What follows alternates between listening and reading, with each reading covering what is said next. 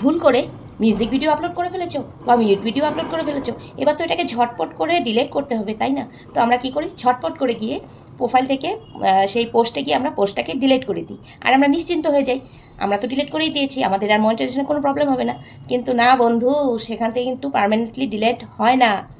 সেখান থেকেও কিন্তু রিসাইকেল বিনে গিয়ে 1 মাসের জন্য জমা হয়ে থাকে। 1 মাস পর তারপর গিয়ে সেটা পার্মানেন্টভাবে ডিলিট হয়। তো বন্ধু, তোমরা কি জানো সেই সেটিংসটা কোথায় রয়েছে? চলো আজকে তোমাদেরকে সেই সেটিংসটা স্ক্রিন শেয়ারের মাধ্যমে দেখিয়ে দিই। সেখান থেকে তোমরা যদি ডিলিট করো তাহলে পার্মানেন্ট, মানে যেদিন ডিলিট করবে সেদিনই ওই পোস্টটা ডিলিট হয়ে যাবে, নাহলে কিন্তু 1 মাস পর্যন্ত সেটা রয়েই যাবে। তো চলো বন্ধুরা, দেখিয়ে দিচ্ছি সেই সেটিংসটা। প্রথমে আমরা ফেসবুক ওপেন করব, তারপর আমাদের মেন পেজে চলে যাব। ওখান থেকে 3 ডট মেনু ওপেন করে অ্যাক্টিভিটির লগোতে আমরা ক্লিক করব। অ্যাক্টিভিটির লগোতে দেখো রিসাইকেল বিন রয়েছে, তো ওটাকে এখন আমাদের ক্লিক করতে হবে। এখানে দেখো আমার পুরনো ডিলিট করা কতগুলো ভিডিও রয়ে গেছে। তো এখানে 3 ডট মেনু থেকে আমরা একটা একটা করে ডিলিট করব। দেখো টাচ করলেই কিন্তু নিচে ডিলিট